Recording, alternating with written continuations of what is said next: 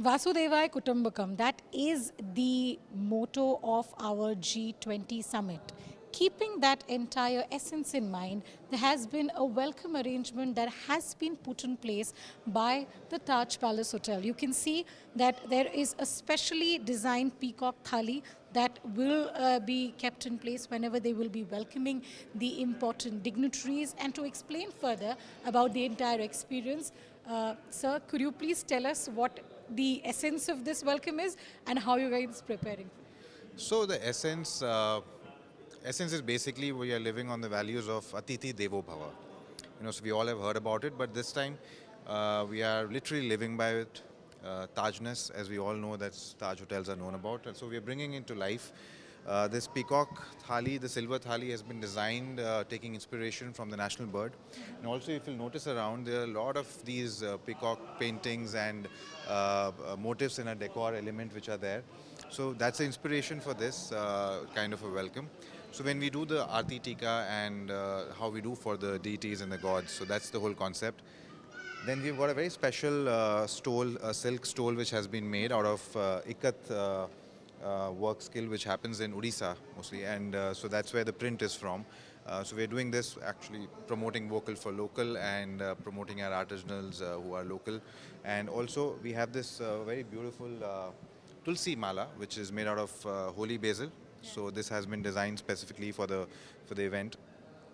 So clearly, you guys have kept in mind everything Indian when it Yeah, comes. that's the theme. Of course, you have already spoken about the G20 logo itself. So that is all about India and how you bring about and showcase the true Indian hospitality and the ethos of our tradition.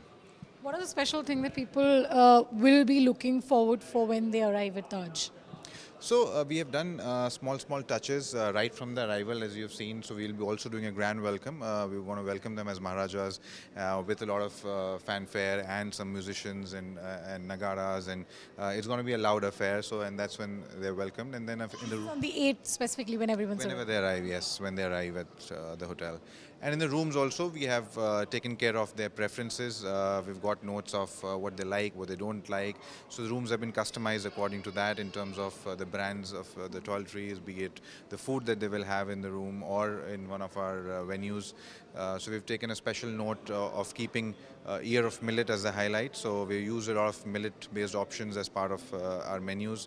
And even the menus have been chosen from different corners of India because it's very difficult to encompass everything because we are such a vast country and so much of culture and tradition. So we've tried to do that on different days and have made menus which will showcase India in its. We got a entire detailing about the menu, but any special beverages keeping in mind India and I mean we have very local specific famous beverages. Anything that's kept in mind?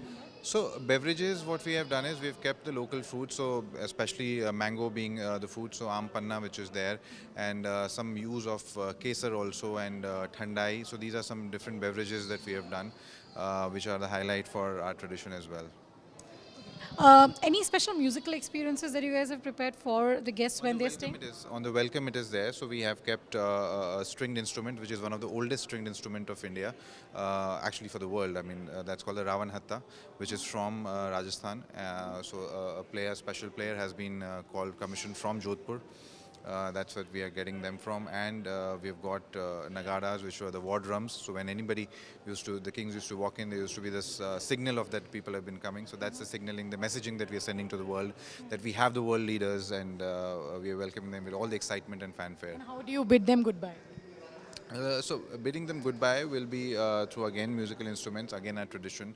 So Shehnai and sarangi, that will be used. So which will bid them goodbye. Lastly, what is your strength? How many people will be here at Taj throughout the entire G20 summit serving people? So we will have close to 600 to 700 people, which will be the entire strength of our people. We don't want to keep too many people. Also, we want to maintain their privacy also as well. So, but yes, there will be a good strength of people who will be taking care of all the areas, be it from a smallest thing as even watering the garden to to somebody making a personal chef in their butler in the room. So security is going to be very, very crucial for this moment, and we are working very closely with the local agencies, government agencies, to ensure that all You the guys will delegates also are be safe. having a separate desk which will manage any kind of emergency situations, if at all. Yes, definitely. And also any kind of revamping that you guys have specifically done, keeping in mind G20 at the hotel?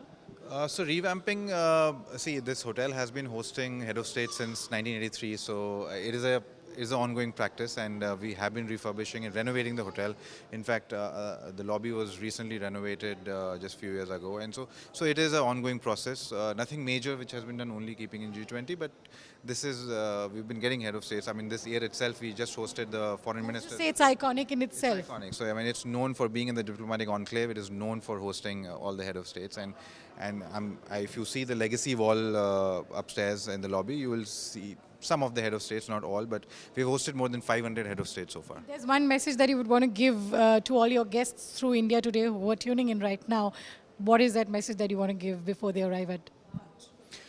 I think the message would be we all should be proud that this thing is happening, and we are the host country, and it is a matter of great pride, and we all should be happy to see India at such a pedestal.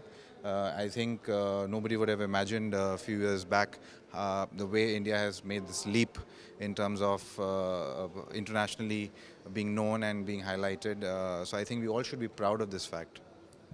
So there you had the able team at Taj explaining to us on how they are well prepared for welcoming the guests during the G20 summit, from special musical instruments to fine dining experiences to special beverages. Everything has been put in place. Now the clock is ticking. And in the next week, when all these dignitaries arrive at the Taj Palace, they are all set for a phenomenal experience to see India through their eyes. With video journalist Deepak, this is Shreya Chatterjee for India Today.